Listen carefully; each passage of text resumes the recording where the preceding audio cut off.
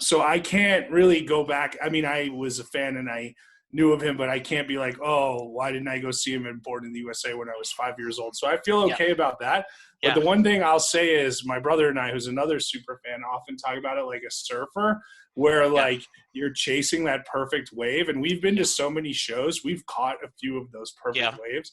And you're like, well, you should be able to retire after that. But no, you have to chase the next perfect wave after that.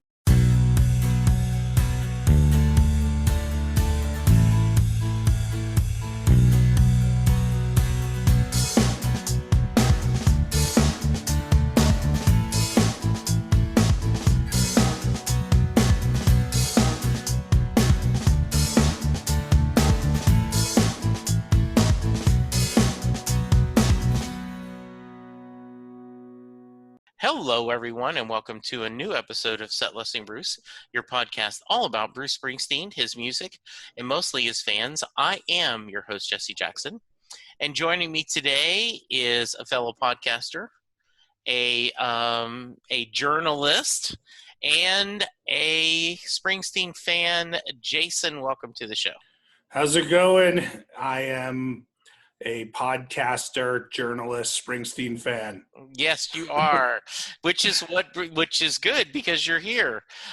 Jason Harris, tell us a little about yourself. Let's see. Well, I grew up in New Jersey, so I guess by birthright, I have to be a Bruce Springsteen fan. Yes. I live in Las Vegas. I am also a filmmaker and comedian.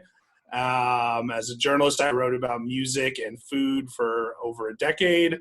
And our podcast is called Awesome Movie Year. It's myself, film critic Josh Bell. Each season we pick a year, we break it down why it was an awesome movie year, and each episode's a different movie of that year, whether it's best picture, biggest box office flop, future cult classic, foreign film. So we have a lot of fun with that.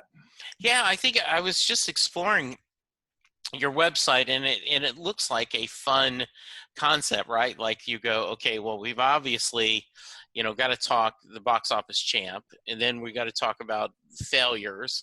But, you guys, looks like you guys each pick a favorite film of that year. Yeah. So that way you kind of have fun to talk about. And so it's a wide palette to kind of paint your conversations. I think you're right. I think we do a pretty thorough job of giving you a kind of overall impression of what was going on in that year.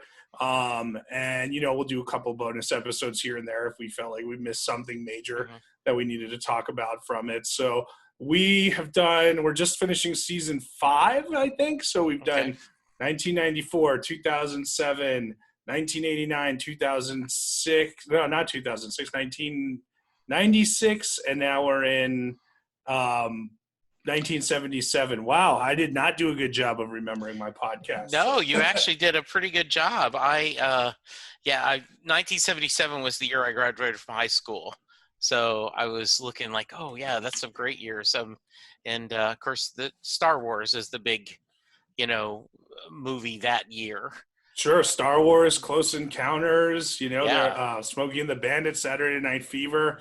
Lots of biggies that year. Absolutely. So. That's cool. But also, as a Bruce super fan, man, I mean, did you get to go Darkness 78? Did you just hit that tour as much as you could? Or no, as I shared in the past, I grew up in a small town in Louisiana. My dad was in the Army, but basically Lake Charles, Louisiana, and had no concept of the few times I was an AM radio kid, so the few times my friends in high school would talk about Nova 104, it was like, but you don't know any of the songs, you can't sing along. And so I did not truly discover Bruce till probably 1980 when a friend of my girlfriend at the time, now my wife, had gone to school on the East Coast, and she came back,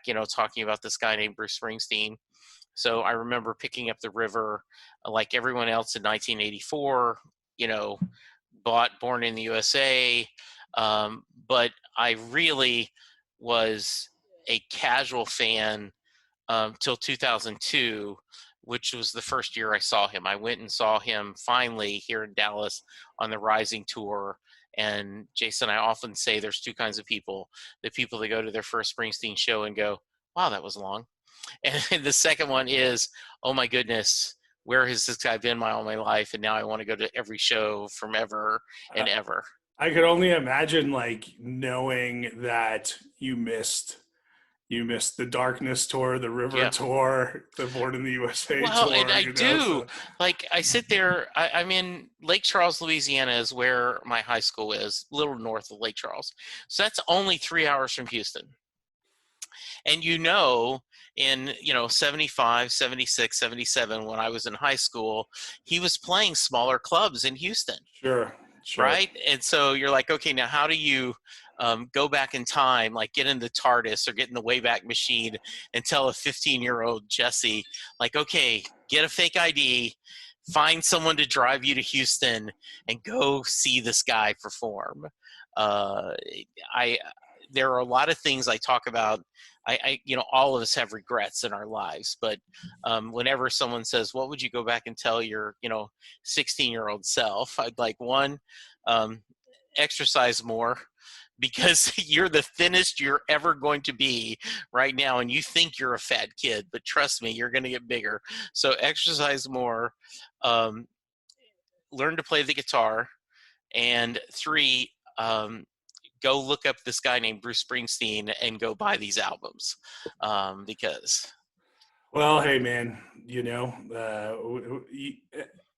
got to have some regrets, because then Right. you can relate to certain other Springsteen characters better than others. So, Well, exactly. And also, Jason, what I say it is, I don't know if you're a sports fan, but like when there's a football game and someone misses an extra point, you feel like the team's chasing that extra point the rest of the game.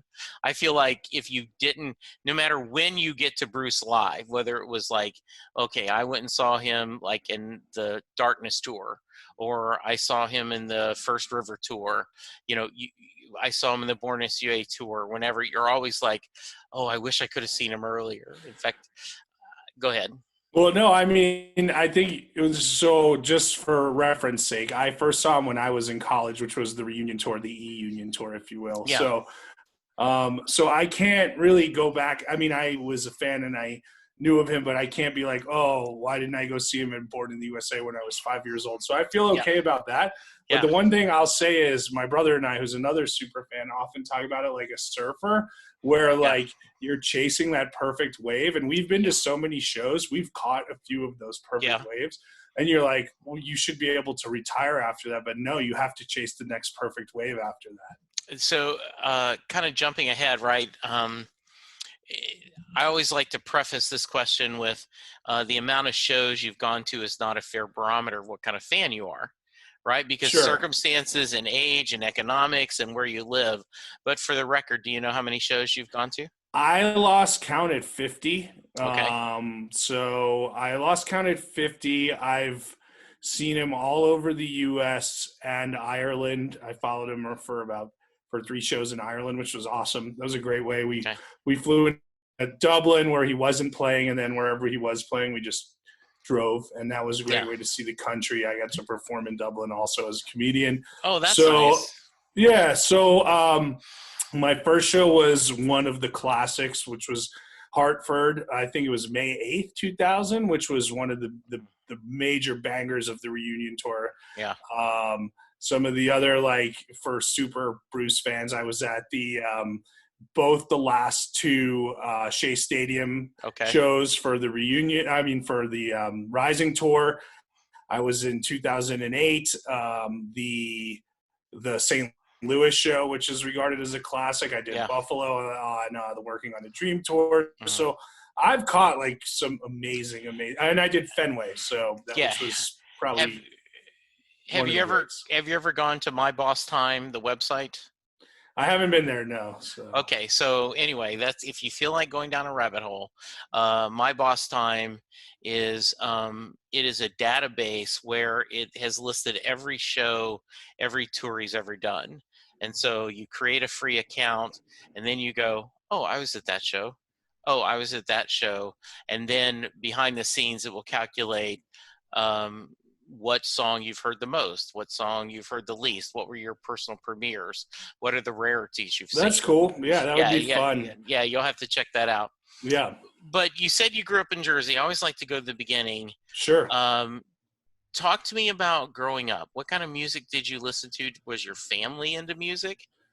Yeah, so my mom and dad are old hippies. My dad actually followed the Grateful Dead around for a while. So when I kind of started following Bruce, and like other people in the family were like, he's got to get a job. He's got to do this. My dad was like, I can't really tell him to do that because I did the same thing with the Grateful Dead. So they, It's a family tradition, like so, Hank Williams Jr. Right? I can't. hey man, Yeah, you gotta go after what you believe in artistically. So my they were Beatles people, I'd say, more than anything. But I remember a lot of Beatles, a lot of Janis Joplin, a lot of Simon and Garfunkel. My dad is a lot of folk music too. As far as the Springsteen stuff, my earliest memory is like literally when I was 4 years old. I mean, like I said, not only did I grow up in New Jersey, but at that time I was born in the USA. So, it was Bruce, Michael Jackson, Prince, Madonna, Cyndi Lauper, probably the big five of the rock and roll yeah, uh, team out there. And I remember loving Born in the USA already as like a 4 or 5 year old. The album that we had at the house was the Live 75 to 85 on record. yeah. So that was cool. But also, my parents, they love like Van Morrison Hmm. and the band. So like a lot of stuff that, we know Bruce either has been influenced by or relates to really well. Yeah. So yeah, so that's kind of my musical upbringing. I started writing about music in Las Vegas for magazines when I was probably either late 20s, early 30s, and I've seen pretty much every big band that there is to see at this point. How did you get from Jersey to Vegas? We moved out in the middle of high school, and I, kept knocking around here and there, wherever. And then I kept ending up back in Las Vegas. It's a very easy lifestyle, good lifestyle for a comedian. And, once I started writing, it was like, well, I get to see every band that there is Sure. right now. I get to cover every good restaurant that there is right now, So, yeah, I feel fortunate that, I mean, I couldn't tell you how many bands I've seen but I mean, you'll hear something on the radio and you'll be like, oh yeah, I saw them, or something. That's right. So Jason, can you, obviously it sounds like you're a very big fan of a lot of kind of music, a lot of diversity, but what about Bruce puts him on that higher level?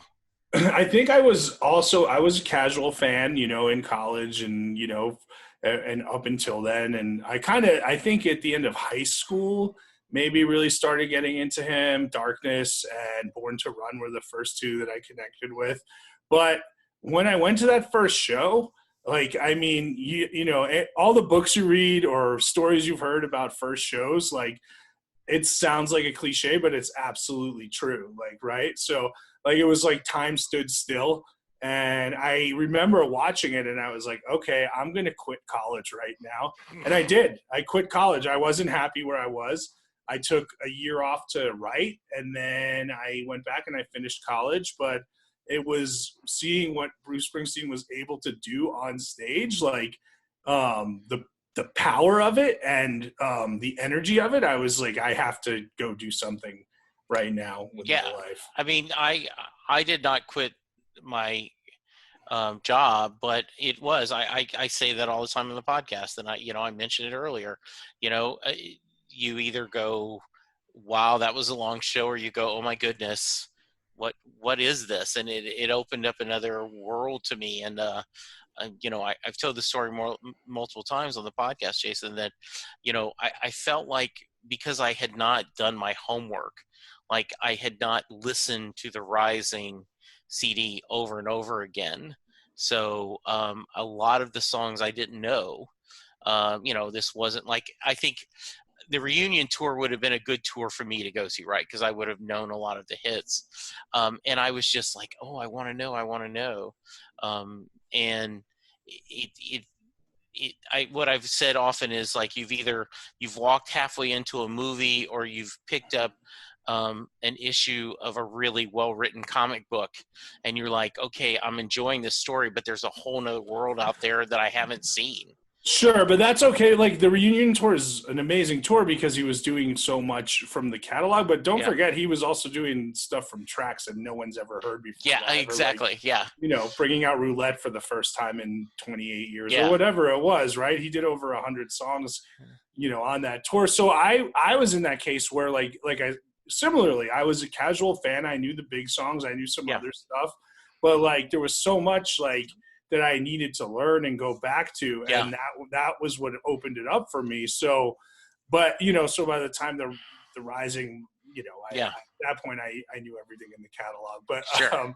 But yeah, but that's okay. Like, sometimes you go see a band and you might know nothing about them and it's you can still feel an energy or how they connect with an audience or, what it is. A good song when you hear one, but really it's beyond the music. To me, it's the way that he connects with the audience. Right. So that's kind of what did it for me. I've still never seen anyone connect like that. And like I said, I do stand up. I have seen plenty of shows on Broadway. I've covered music for a decade. So he's a singular performer, and that's, we all know that. Yeah. Kind of, I'm going to take a left turn here, but you mentioned stand-up. How are you doing with the pandemic? How are things going there? Oh, I'm retired. No. Yeah, exactly. It does feel like I'm retired. There's really nothing. There was a couple of Zoom shows, but I didn't want to get started on those because, again, and maybe it's an influence. My grandfather was also a comedian of 60 years. Yeah. But 60 plus years, but maybe it's a Springsteen influence. But I like to connect with my crowd. Sure. I feel like that's a strength of what I do, and I do a lot of ad-libbing and kind of off the top of my head stuff and interacting. So I just didn't want to go down that path. For some people it's right, for some people it's not, and I think there might be something coming up that I'll put together where we're going to do outdoor shows, but it's still not really realistic to come back all the way at this point. Yeah, I'm a big fan of Penn and Teller, but specifically Penn Jillette's podcast, and they've talked a lot about, Matt Donnelly and Godot, Matt Donnelly's a comedian, he's a buddy of mine, actually. Oh, okay. Very nice. Yeah. So, and they're talking about, right, like, what do you do? How do you figure this out? And it's a crazy time. And, yeah, you just got to look to, what I try to do is just put all my creative energy elsewhere, right. Whether, I've done a ton of writing. We just knocked out a short film. I should finish my second or third feature script coming up since this has started. And then, I have a young daughter who's back in school.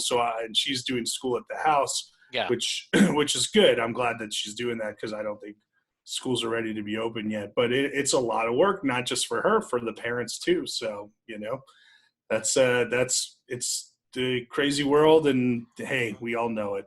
So. Yeah. You mentioned a couple times as a writer, and one of the things when you sent me an email, you mentioned like you had been lucky enough to interview both Stephen and Neil. So talk to me a little bit about that. Well, so I didn't interview Nils. I've covered a couple of Nils shows, okay. and Nils has tweeted me before. He knows I've reviewed it and he likes the reviews, which is nice. That is nice. I met Nils and Roy briefly, but Stephen, man, I interviewed Stephen Van Zandt. It was awesome, man. It was probably so it was one of those days where he was running around, and it was for the Disciples of Soul tour. So he actually gave me his cell phone number, and I had to call him while he was on the plane or right before it was taking off. And we talked almost an hour, 45 minutes or more, and there was just so much I wanted to know, and there's so much I didn't get to ask him. I got to ask him a lot about his solo work and a lot about the stuff with the E Street Band, which was fascinating and awesome and amazing. And, but I didn't get to ask him much about acting. I didn't get to ask him much about Southside Johnny. I didn't get to ask him much about producing other acts or even, the Underground Garage, because I mean, dude, who's led a more fascinating life than that guy, right? Yeah. And, when he was promoting, the two albums he did over the past couple of years and the tour, he's done a lot of press, and it's been interesting to hear him share that he and Bruce now tell young bands, don't break up. Like, Yeah. take it from us, you can go do all you want individually, but keep that band there so you can come back to it. Yeah, I think that's cool. And I mean, also, play live is the other big thing Yeah. that they say, right? But yeah, no, I get that. I get that. With as a screenwriter, with my last writing partner, there were always things we wanted to do separately. And I think that caused us to eventually break up. But with Right. the partner I'm writing with now, it's at a more mature place. I'm really enjoying what we're doing. But if either of us had a solo project, I would support that. And Yeah. I think you would too. So it's cool. But if I can tell a funny Steven story real Please fast. do. So I went to meet him backstage when he was doing the show at the House of Blues out here. And a buddy of mine, you mentioned comic books, J.H. Williams, the very famous comic book artist. Sure. I took him, and he brought a bunch of, stuff that he's drawn and that he's written, or that, he brought like the Sandman stuff. He brought like really big stuff, right? And we're just, JH, you could tell, is nervous. I'm not, because like I had already interviewed him and like I feel like naturally I just talk to people, right? Sure. So Steven, we're just talking and everything, and eventually he sees JH with the books, right? And he goes, what do you got there? And JH, that's pretty good. Yeah. So JH nervously is like, sir, I'm a big fan of yours, and I'm a comic book artist, and I just wanted to give you some of my work, and I hope you will enjoy it. And Steven looks at him and just gets this like very Steven look on his face, and he goes, what do you call these, graphic novels? And I was just like, perfect. That is a perfect interaction with Steven. I would love that. I would love that. It's a perfect answer. So, that's great. That is classic.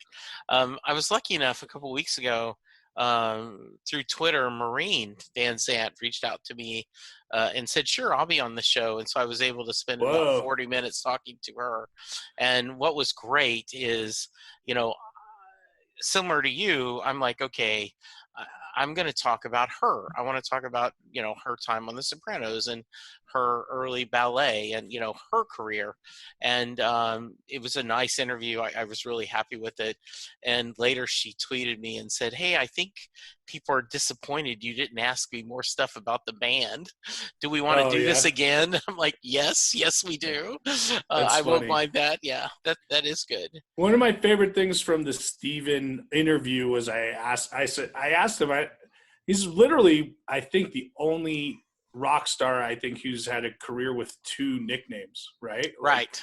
Like Miami and then Little Steven. And I asked him about that, and he's like, Miami was the party guy in the band, and when Little Steven came out, he had to be a front man and a little more serious. So it's kind of funny, or interesting at least, how he kind of worked those personas out. I am so glad you answered that, because one of my best friends, when he said, okay, you're going to talk to Marie Van Zandt, you need to ask her, why did he change the nickname? And I'm like, oh, I can't ask her that. And at one point in the interview, she said, no, you could ask me some band stuff. And I said, no. I said, I want to talk about you. I said, but for my friend, he wants to know, did you marry Miami Steve or Little Steven? And she said, kind of both. She goes like, I guess I'm a bigamist, because he was transitioning, and so I ended up marrying both. Yeah. Which I think, goes perfect with your answer of him explaining how he was. Yeah, he's a fascinating person. I really enjoyed that. So. I love his Twitter.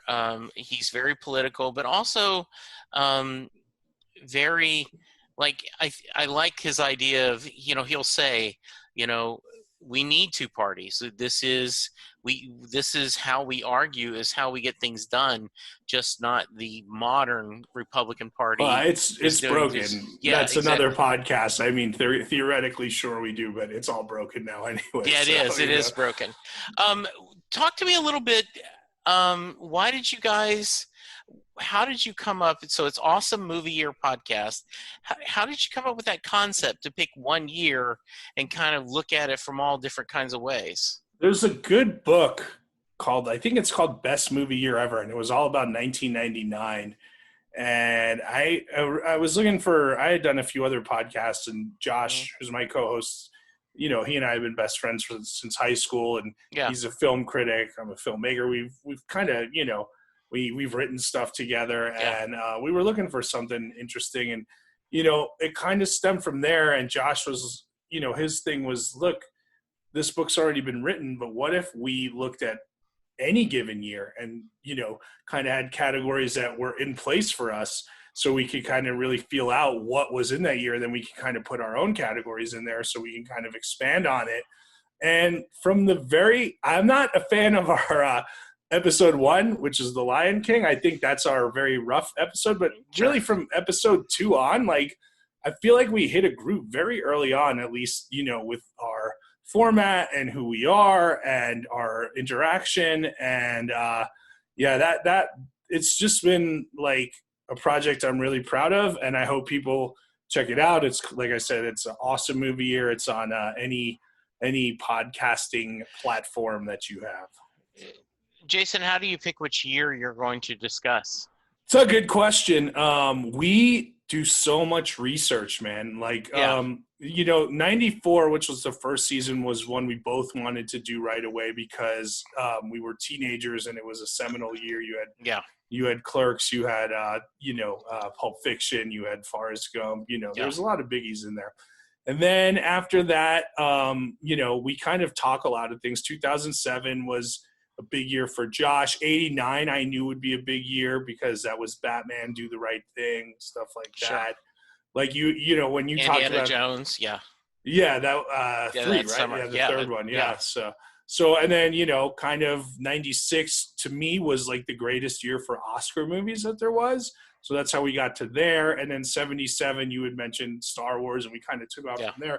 But we have we've researched probably 4 or 5 seasons into the future already. So do you think you'll go back to classic? Like, because often 39 is considered, many people make the argument 39 is because isn't that Casablanca, Gone with the Wind?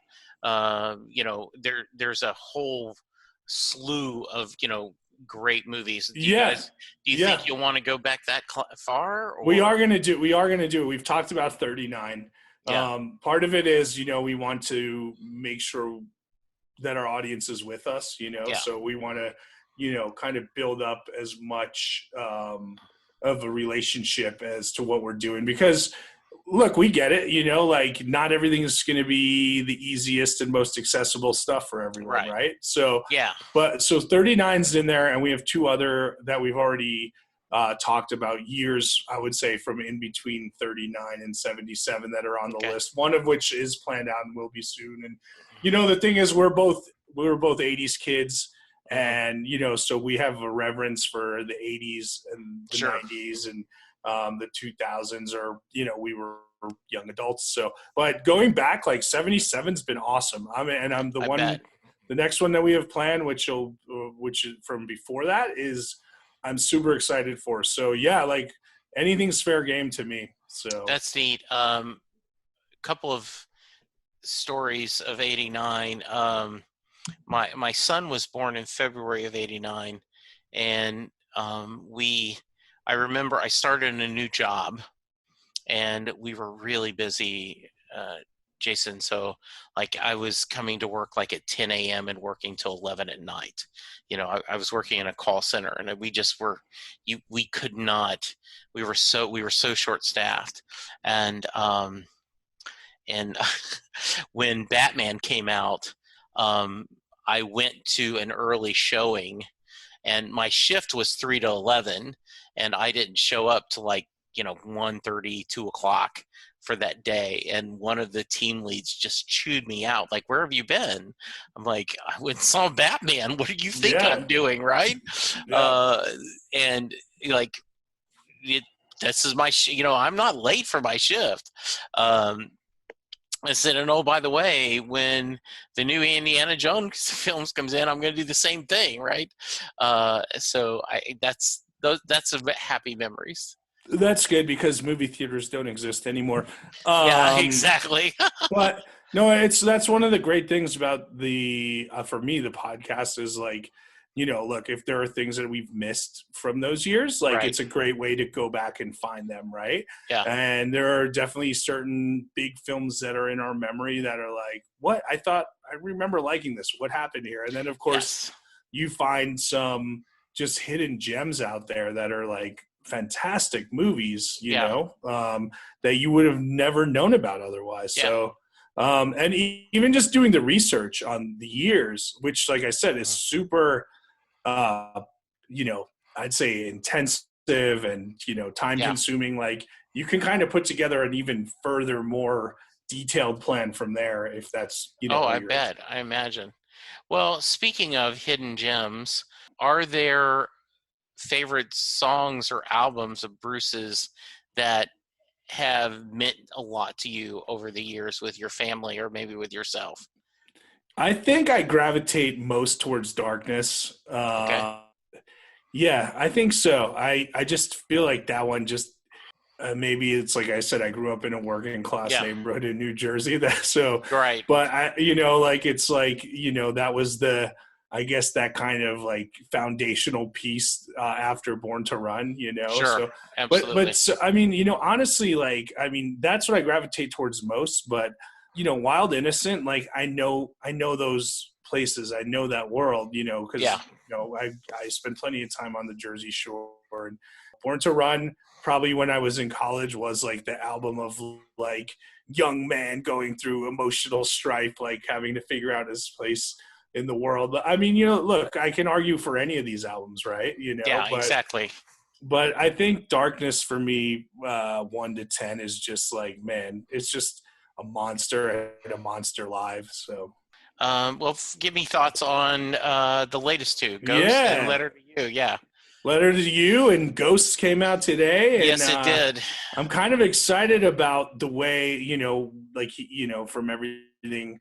I read the Rolling Stone article, and he's saying, we're not doing overdubs, and they were just in the studio recording it, I guess, much like the way they did Darkness in the River, right? Where it's just the whole band in the studio, and they're banging it out until they get it right, which is maybe one take, maybe 20 takes, who knows, maybe 100. But one of a guy who's been on the podcast who is a Springsteen historian, he was critical of that. He said that, what do you mean you recorded an album in 5 years? It used to take you 5 months, and it sounds like, crap. You didn't surprise me, Bruce. I thought he was a little harsh. On the new stuff, you mean? Yeah, he, like for Letter to You, he was like, oh, it's crap. And I thought, once again, and I do a Springsteen podcast, right? So I'm going to be apologetics for the guy, right? I'm biased, but one, I don't think he has anything to prove. Two, I think he's done it all the way he wants to do it, and I could see them getting ahead of little Steven and Niels and Roy and Gary and everyone and say, hey, you know what? Let's just all get together and record. Let's see what we can do in 4 days, right? That's how they did that's how they did the Sessions band, right? So, but the other thing is this, right? Like, yes, okay, it took them however long, whatever, 6 months, Born to Run and this and that. But even he said he wasn't happy with the final product. He would always be tinkering with it, right? And there were overlays and everything that he needed to hear come out of his head.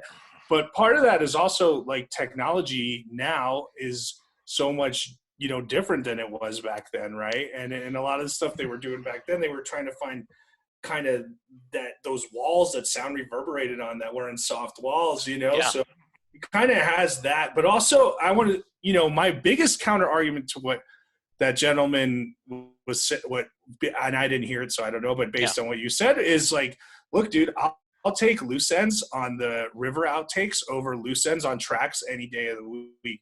I want it dirty, and I want it real, and I want it as close to live sounding as possible, right? Yeah. So don't sweeten it, don't clean it for me, give it to me. That's Prove It 78, right? Like, you just get into that. It's visceral. You feel something visceral about that, and that's kind of what I want to feel.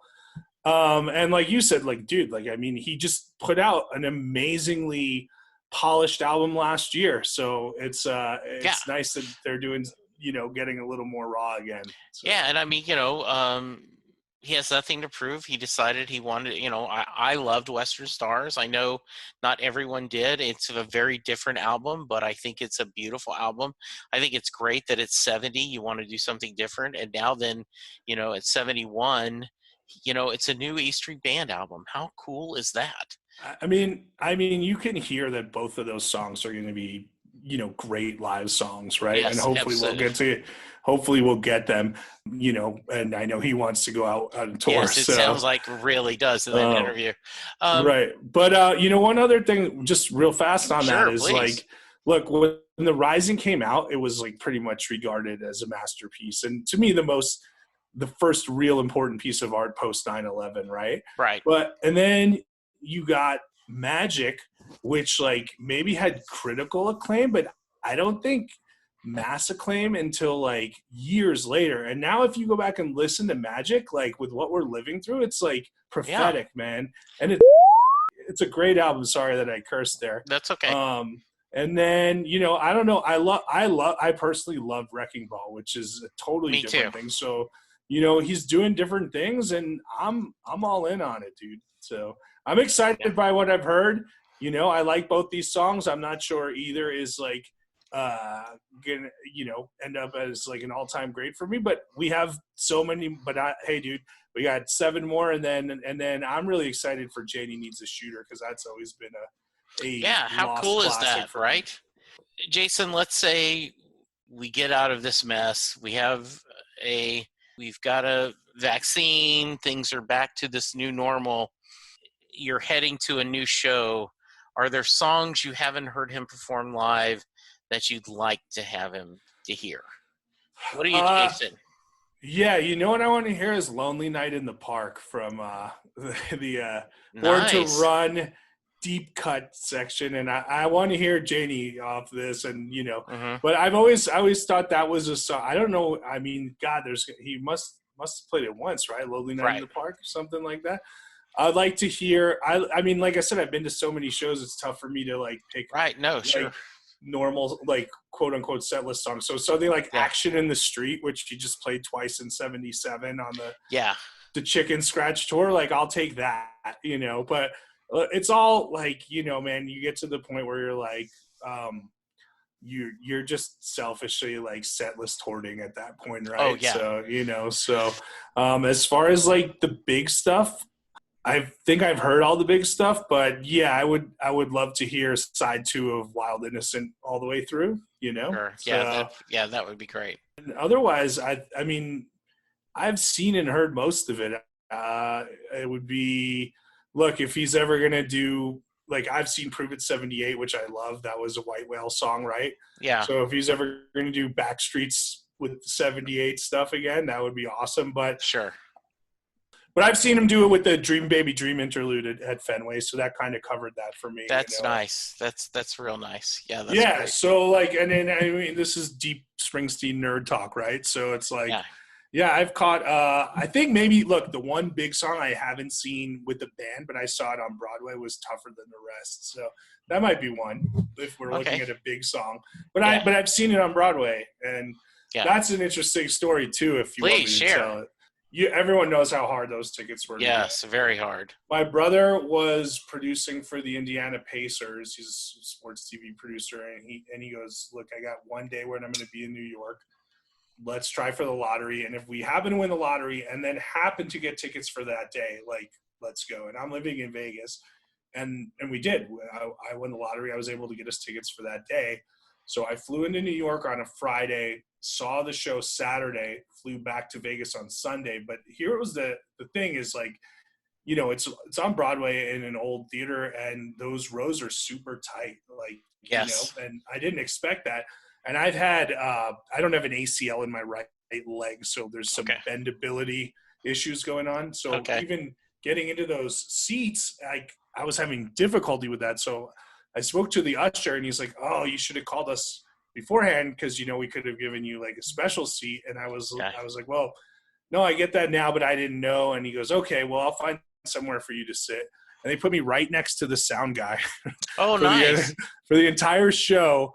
If ever there was an experience where people say like, "Oh, it feels like it's just you," like that was mine, where it was like it was me and Bruce and the sound guy and no one else in this 1,000-seat. That's awesome. It was pretty amazing, and it was also one of those things where it's like you've heard all the stories. Oh, everyone comes out crying, and it's like, yeah, okay, whatever.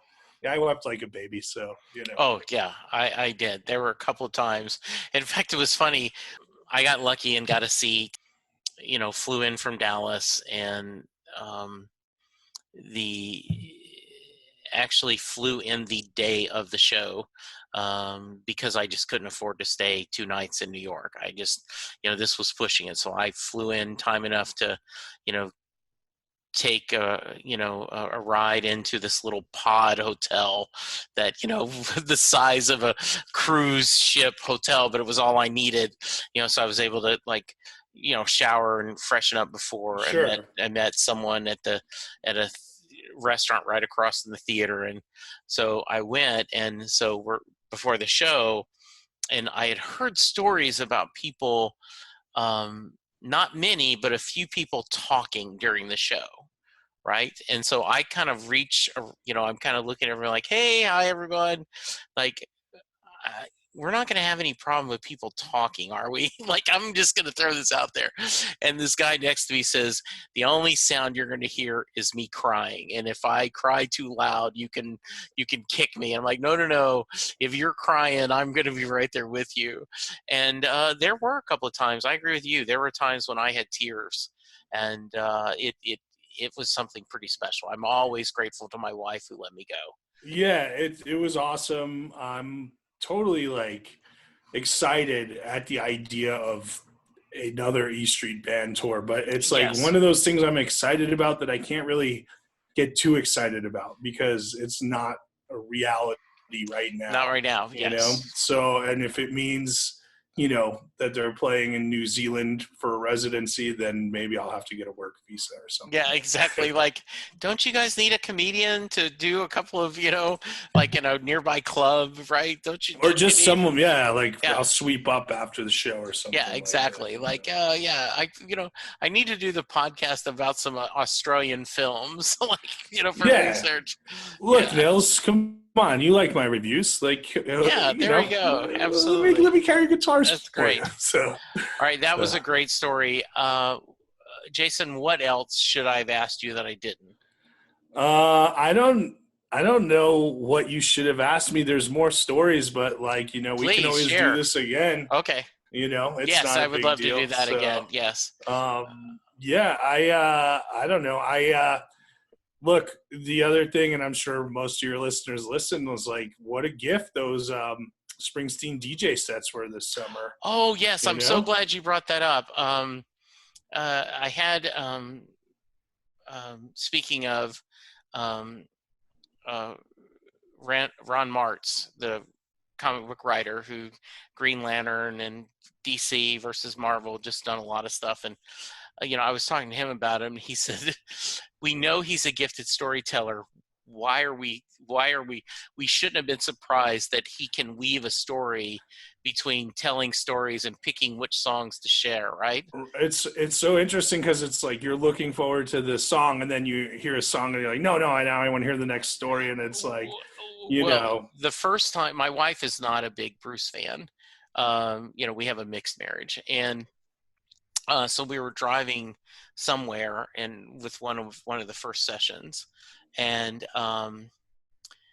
we had it on, and she's like, "I don't want him to play the records. I just want him to keep talking."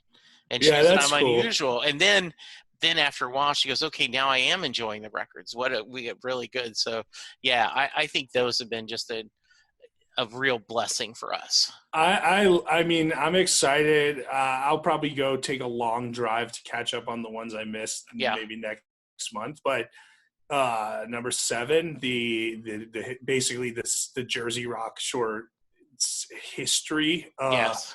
The sound of the Jersey Shore. Like I was like, it was like, oh, you made a radio show for me. Thank you, sir. Like what an Yeah. amazing show that was with the 3 of them all together.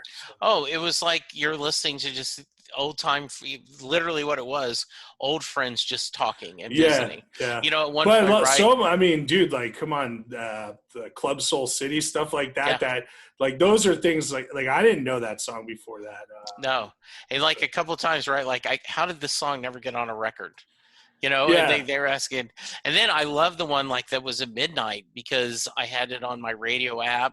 I'm laying in bed listening. I felt like I was a kid again with a transistor radio, listening to that. And the one with him and Patty and just this sharing that friendship and that relationship with them together. It's just really cool. It's funny because when you ask me what songs I'd want to hear, like like I remember at Shea I saw Quarter to Three and Bonds might have been on it, but like, wouldn't it be cool to see an 18-minute version of that from the 78 stuff?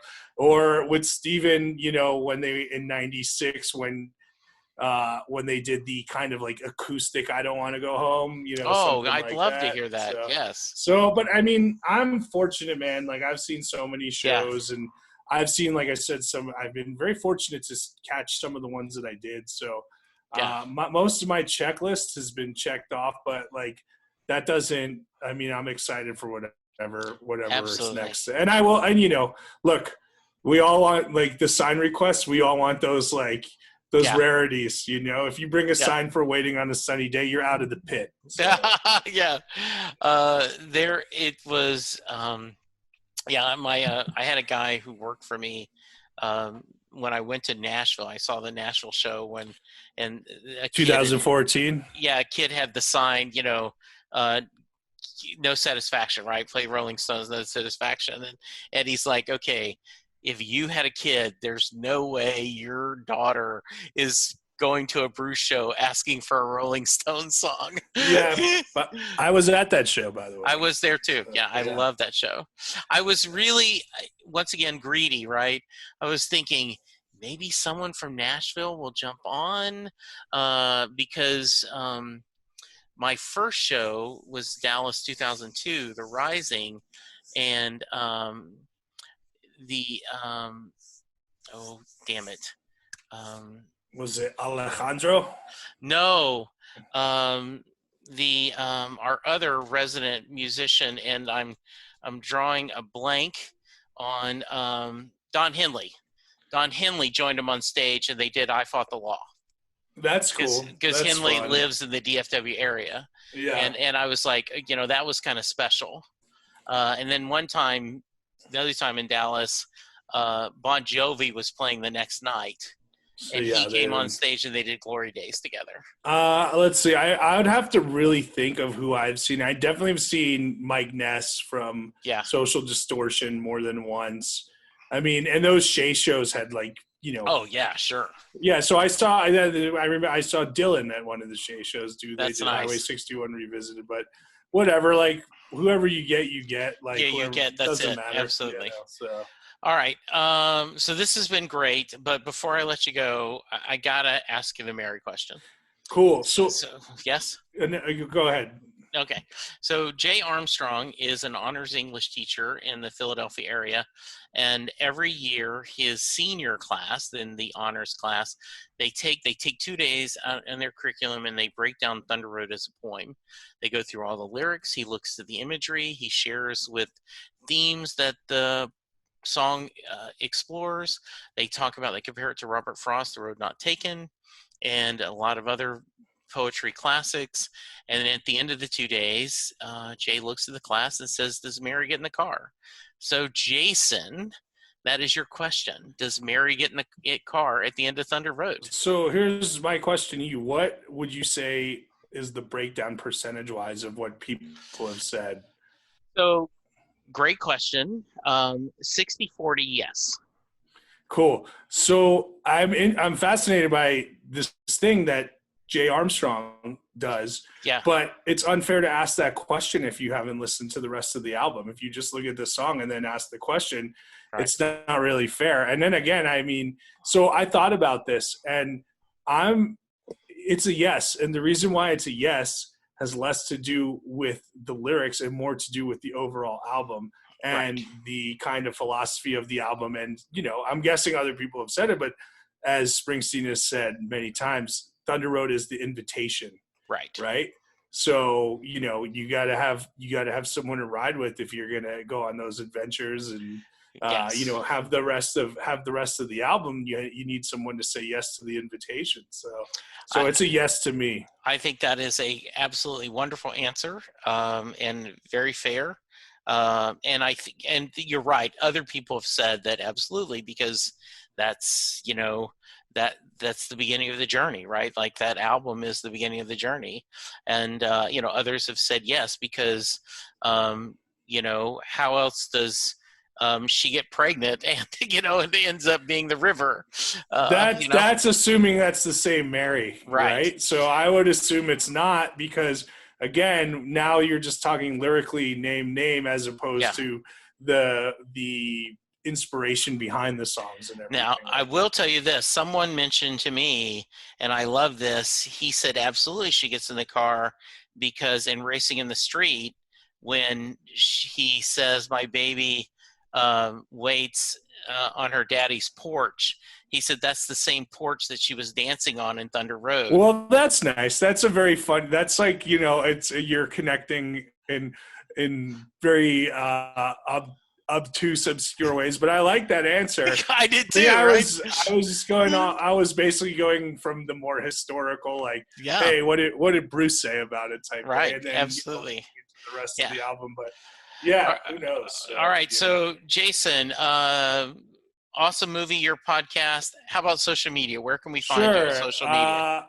Yeah, I'm Jason Harris Comedy on Facebook and Instagram, J Harris Comedy on Twitter, and then Awesome Movie Year is pretty much the same thing. Awesome Movie Year on Facebook and Instagram, Awesome Movie Pod on Twitter. Okay. If you end up listening to our podcast because you heard this one, please let me know, and we would love to welcome all new listeners. And not just that, we love interacting with our listeners and getting suggestions of what to cover. We do sometimes cover listeners' choices. At the end of every season, we do an audience poll. So if there's something you want, we would. Yeah, we're interested in. I haven't got to hear the podcast yet. I added it to my feed, so I'm going to check out a couple episodes. Do you tell in advance what movie you're going to talk about so that people can send you feedback in advance, or is it after the fact? We kind of release what we're doing. We tell them a week in advance. Okay. So, if you hear this week's episode, which just came out and was The Goodbye Girl, which was usually we do a Sundance winner, but since there was no Sundance in '77, we did Golden Globe best musical or comedy, right? I gotta tell you, it may be cheesy. I love that movie. I remember watching it on cable and just loving the funniest, and then I felt so dejected by him when the weird version of Shakespeare that he ends up doing, and he's depressed, and that's a fun movie. Well, I mean, so you will definitely have some disagreements with people on our show, and we would welcome that feedback. But at the end of that show, we tell you what's coming the next week. In this okay, case, well, good. I will listen to that one next. And yes, and I have look, Jason, I'm the guy that said, that Jungle Land, not that good of a song. And I, I understand the greatness. I understand the saxophone solo.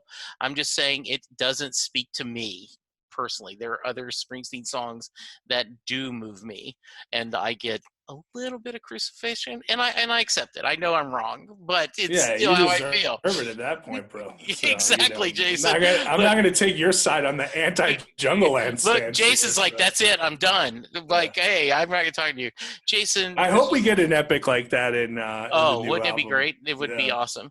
Jason, this is awesome. I had so much fun talking to you. Thank you so much for joining me. Yeah, it's great Uh, connecting with you, and yeah, I hope we we'll do have it to do. again. Yeah, we'll have to do it again. You'll save up some of your other stories, get them knowing. Um, I'll check out your podcast, and then we'll, maybe later this year, early next year, we'll have you back, and we'll kind of talk about how things are going, and we definitely want to hear what you think of the new album. So I'm gonna be And having I a was going lot to of say the people. same thing. Whoever listens, and of course you, like, let me know what Yeah, you guys think of it too, yeah. because it's all relevant. Hey, you know what I know we're going to get though is at some point we'll get an awesome documentary, because nobody does better music docs than Zimney and the Bruce Oh yeah, teams. absolutely. Yeah, I'm really looking forward to that. I've loved the two videos already. That they've released them, so it's Yeah, good. yeah, we're gonna be in for some good stuff between that and whatever tracks two is coming. And Oh yeah, hey man, the wealth of creativity that he has is we've all been pretty fortunate to experience it with it. absolutely. All right. Amazing, awesome movie year podcast. Be sure to check that out. Check out Jason Harris on Twitter and social media. Listeners, you take care of yourselves. Please be good to each other. Remember to social distance, wash your hands, wear an effing mask, take care of yourself, and we will talk to you soon. Goodbye. This podcast would not be possible without the support of my wonderful patrons. I want to say thank you to Mary Thomas, Terry Smith, Dale Hosick, Elizabeth Bronson, Stephen Malio, Anna Lynn, Steve Rogers, Hollick McMillian, and Chris Bloom. All of you are wonderful people. I appreciate you so much, and thank you for supporting the podcast.